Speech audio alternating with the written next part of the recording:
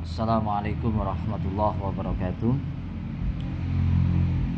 Menyikapi dampak besar dari polemik nasab ini, semuanya yang harus bertanggung jawab dunia akhirat adalah Kiai Imaduddin selaku orang yang pertama kali menggulirkan polemik nasab ini menjadi bola panas, bola liar yang selalu dibawa kemana-mana untuk merusak, memprovokasi umat Islam khususnya, dan juga secara umum warga negara Indonesia yang semuanya ikut berpolemik, sehingga dampaknya sangat luar biasa.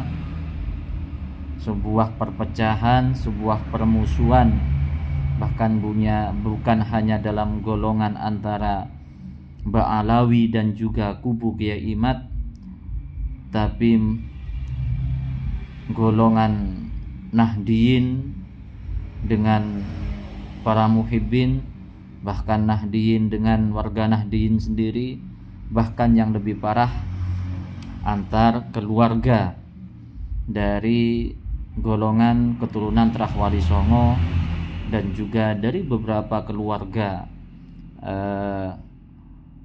yang saat ini berpolemik, berbeda pendapat, akhirnya menjadi pecah belah dan juga tidak sedikit yang bermusuhan.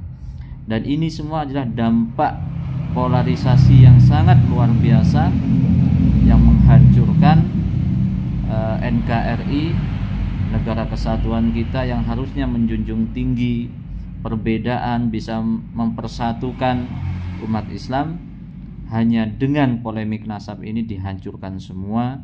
Itu adalah tanggung jawab Kiai Imaduddin.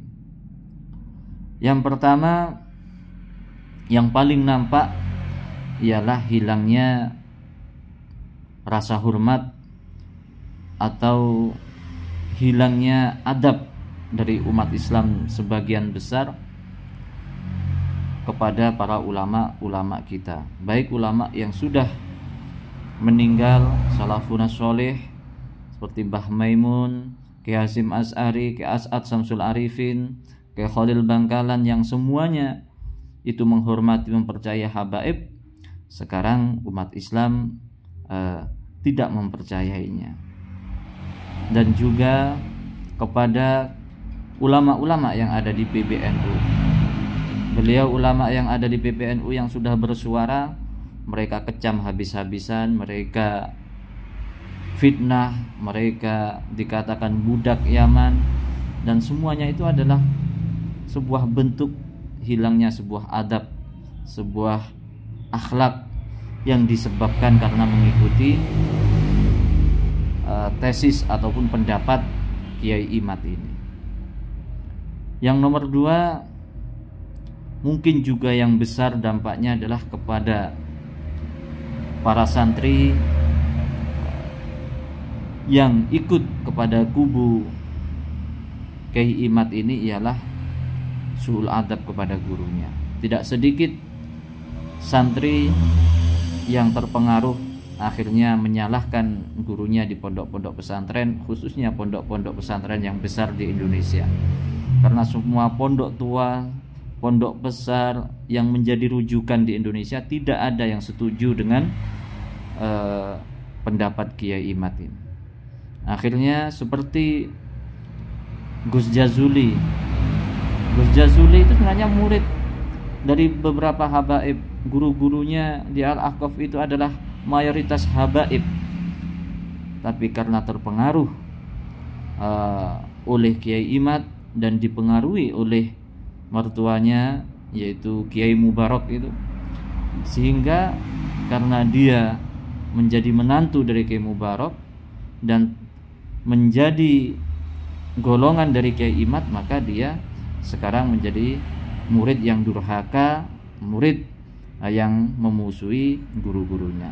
Dan ini banyak, walaupun yang menonjol ialah hanya Gus Jazuli saja. Yang ketiga yaitu perpecahan di antara keluarga.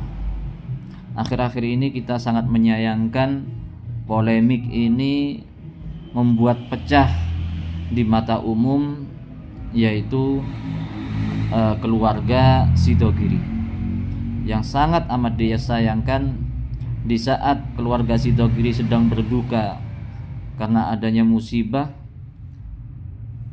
Setelah musibah itu, seseorang yang juga terpengaruh dari Kiai Imad yang termasuk mengatakan keluarga Sidogiri yang menjadi ketua PWI Jawa Timur, yaitu Gus Jami, malah menyebarkan voice note yang sebenarnya voice note itu seharusnya tidak disebarkan ke media, seharusnya diselesaikan dengan baik dalam keluarga, menunggu setelah suasana duka ini selesai.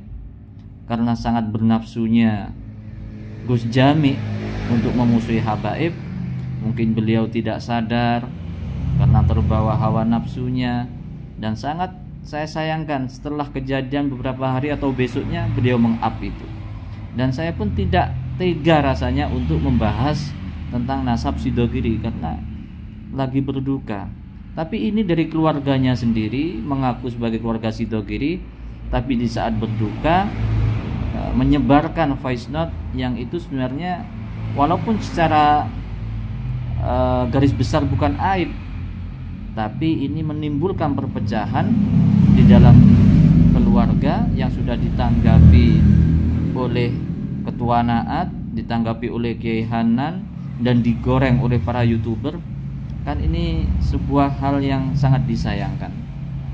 Kenapa ini bisa terjadi kepada keluarga besar Sidogiri?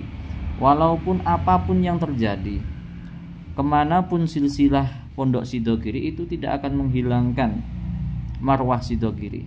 Tapi setidaknya ini ada sebuah polemik di dalam keluarga yang itu dilihat, yang itu didengar oleh semua halayak umum, khususnya umat Islam yang ada di Indonesia ini.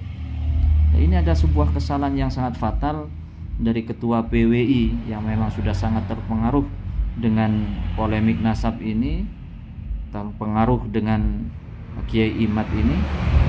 Akhirnya hilanglah kesadaran, terbawa nafsu untuk menyebarkan yang seharusnya itu sebagai masalah keluarga menjadi konsumsi publik yang digoreng. Akhirnya semuanya menilai dan semuanya ikut berkomentar. Ini semua yang bertanggung jawab adalah Kiai Imad. Telah memporak-porandakan, telah menghancurkan akhlak, menghancurkan adab umat-umat Islam yang saling bermusuhan. Ini seharusnya sudah menjadi tindak lanjut dari PBNU, dari MUI, bahkan seharusnya para aparatur negara, polisi, TNI, semuanya seharusnya orang-orang ini seharusnya sudah diamankan agar Indonesia tetap damai, tetap menjaga ukhuwah Islamiyah, ukhuwah wataniyah, dan ukhuwah basyariyah. Semoga semua umat Islam sadar, sudahlah, biarlah kalau memang Kiai Imad itu berpendapat tidak percaya sama habaib, sudah, tidak apa-apa. Tapi jangan memaksa, jangan membenci, jangan memfitnah, jangan memprovokasi, dan juga jangan membuat gaduh di Indonesia. Sekian, terima kasih. Assalamualaikum warahmatullahi wabarakatuh.